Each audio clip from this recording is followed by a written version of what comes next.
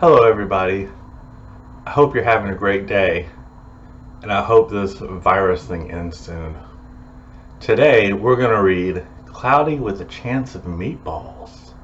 This is a great story from a very silly little town called Chew and Swallow. So you think, if food were falling from the sky, what would you most want to be falling from the sky? Me, I think ice cream. Let's see what's going to happen. We were all sitting around the big kitchen table. It was Saturday morning, pancake morning. Mom was squeezing oranges for juice. Henry and I were betting on how many pancakes we could eat, and Grandpa was doing the flipping.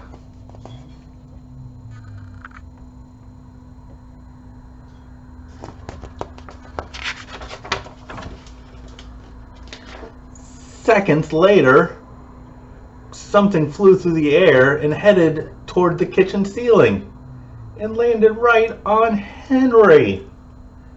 After we realized that the flying object was only a pancake, we all laughed, even Grandpa. Breakfast continued quite uneventfully. All the other pancakes landed in the pan, and all of them were eaten, even the one that landed on Henry's head. So here's the first page where he flips the pancake high in the air and it lands on Henry's head. He's so surprised. He's got a big round eye. That night, touched off by the pancake incident at breakfast, Grandpa told us the best tall tale bedtime story he'd ever told. Across an ocean, over lots of huge bumpy mountains, across 3 hot deserts and 1 smaller ocean, there lay the tiny town of Chew and Swallow. Let me get this right.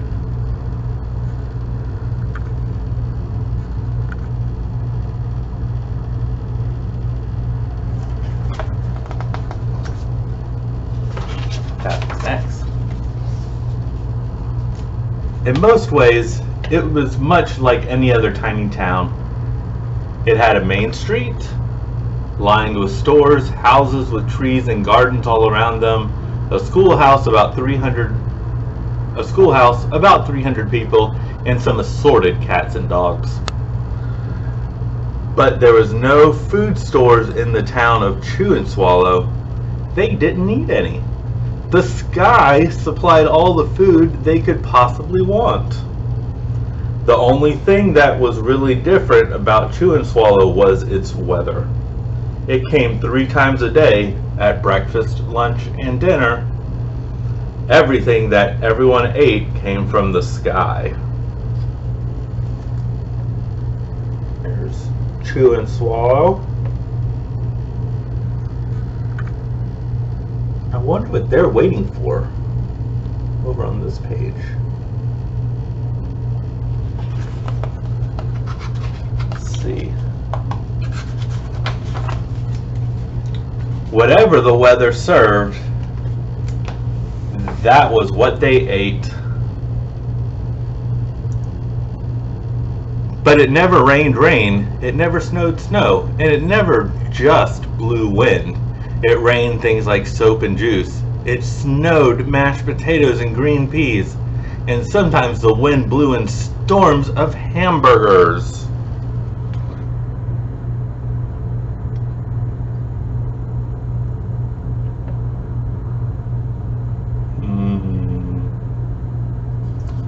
Mashed potato snow. So delicious. The people could watch on the weather report on the television in the morning, and they would even hear a prediction for the next day's food. When the townspeople went outside, they carried their plates, their cups, their glasses, forks, spoons, knives, and napkins with them. That way they would always be prepared for any kind of weather. If there were leftovers, and there usually were, The people took them home and put them in their refrigerators in case they got hungry between meals. So it looks like they were waiting for the weather to come so they could start eating food that fell from the sky. Looks like it'd be really hard to drive a taxi in a pancake rainstorm. Just saying.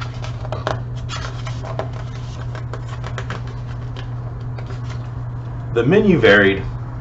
By the time they woke up in the morning, breakfast was coming down. After a brief shower of orange juice, low clouds of sunny side up eggs moved in, followed by pieces of toast. Butter and jelly sprinkled down from the toast for the toast, and most of the time it rained milk afterwards. Sounds like their breakfasts were pretty steady. For lunch one day, Frankenfurters, already in their rolls, Frankenfurter? It's kind of like a hot dog. Already in their rolls, blew in from the northwest at about 5 miles an hour. There were mustard clouds nearby. Then the wind shifted to the east and brought in baked beans. A drizzle of soda finished off the meal. What do you think? Would you like your tree to be covered in food every single day?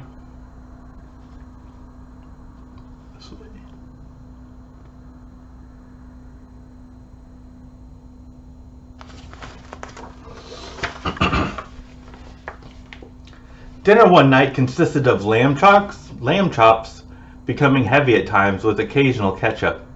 Periods of peas and baked potatoes were followed by gradual clearing with a wonderful jello setting in the west. The sanitation department of Chew and Swallow had a rather unusual job for a sanitation department. It had to remove the food that fell on the houses and the sidewalks and the lawns.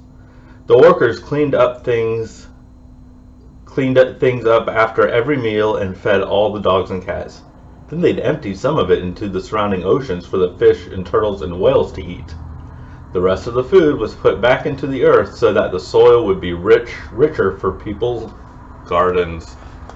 They were composting. There's that jello sunset.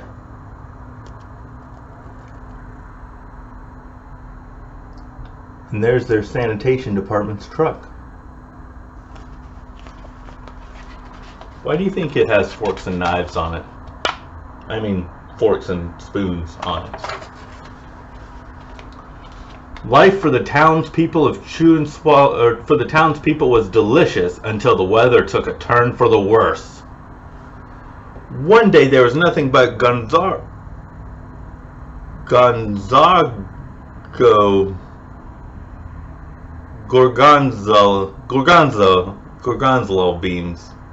gorgonzola cheese all day long. Oops. The next day there was only broccoli all overcooked. And the next day there were Brussels sprouts and peanut butter with mayonnaise. Another day there was pea soup fog. No one could see where they were going, and they could barely find the rest of the meal that got stuck in the fog. Spaghetti would not be an ideal rain, as you can see from how it ties up the town. Ha ha ha.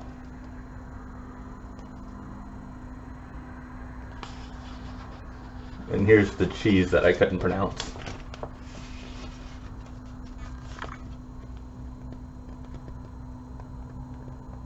Gorgonzola cheese. There. Just came to me. The food was getting larger and larger, and so were the portions. The people were getting frightened. Violent storms blew in frequently. Awful things were happening. One Tuesday there was a hurricane of bread rolls all day long and into the night. There were soft rolls and hard rolls, some with seeds, some without. There was white bread and rye bread and whole wheat toast. Most of it was larger than they had ever seen bread and rolls before. It was a terrible day. Everyone had to stay indoors.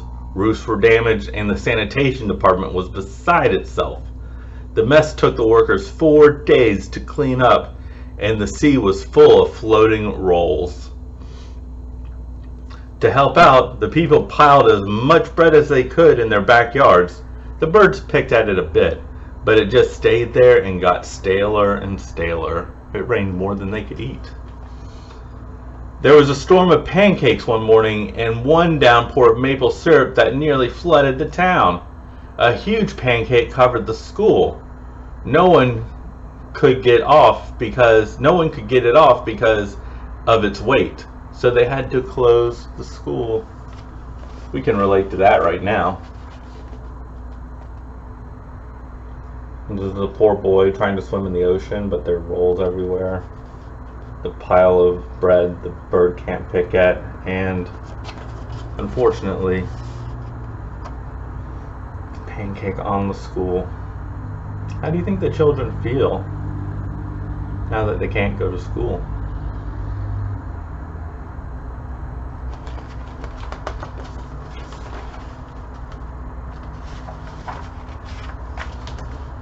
Lunch one day brought 15-inch drifts of cream cheese and jelly sandwiches. Everyone ate themselves sick, and the day ended with a stomach ache. There was an awful salt and pepper wind accompanied by an even worse tomato tornado. People were sneezing themselves silly and running to avoid the tomatoes. The town was a mess. There were seeds and pulp everywhere.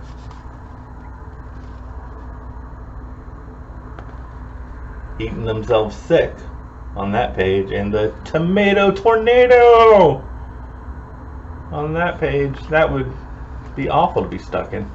Poor this guy right here is trying to brush his teeth in the middle of it, and this guy is trying to row his boat. Goodness. Uh-oh. He got caught in the shower or in the bathtub. It'd be the worst time to be taking a bath during a tomato tornado. The sanitation department gave up. The job was too big. Everyone feared for their lives. They couldn't go outside most of the time. Many houses had been badly damaged by giant meatball stores. By giant meatballs. Stores were boarded up, and there was no more school for the children. So a decision was made to abandon the town of Chew and Swallow. It was a matter of survival.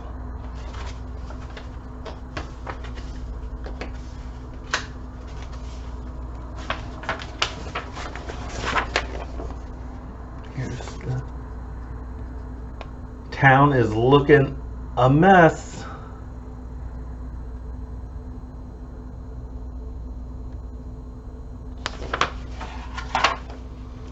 The people glued together giant pieces of stale bread, sandwich style, with peanut butter, took the absolute necessities with them, and set sail on their rafts for a new land.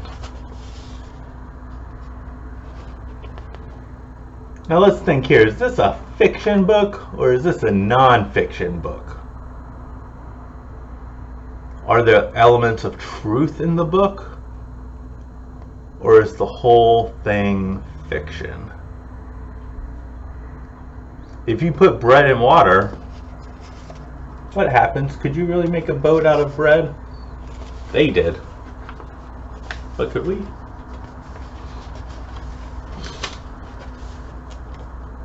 The last few pages are hard to turn. After being afloat for a week, they finally reached a small coastal town, which welcomed them. The bread had held up surprisingly well. Well enough for them to build temporary houses for themselves out of it. That is well. The children began school again, and the adults all tried to find places for themselves in the new land. The biggest change they had to make was getting used to buying food at the supermarket. They found it odd that food was kept on shelves, packaged in boxes, cans, and bottles. Meat that had to be cooked was kept in large refrigerators. Nothing came down from the sky except rain and snow. The clouds above their heads were not made of fried eggs. No one ever got hit by a hamburger again. And nobody dared go back to Chew and Swallow to find out what had happened. They were too afraid. Henry and I were awake until the very end of Grandpa's story. I remember his good night kiss.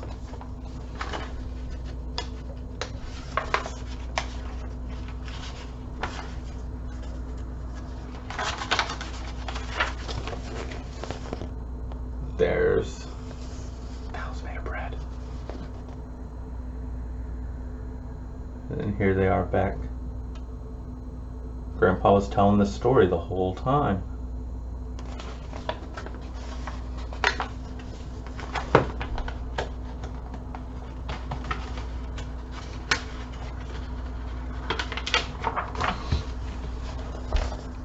The next morning we woke up to see some snow falling outside. We ran downstairs for breakfast and ate it a little faster than usual so we could go sledding with Grandpa. It's funny, but even as we were sledding down the hill, we thought we saw a giant pat of butter at the top, and we could almost smell mashed potatoes.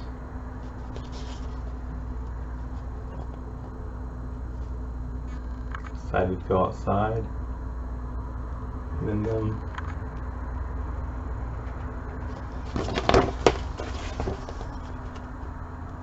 sledding. It's really hard to put a book up backwards. Sorry I'm having such a hard day today doing that, folks.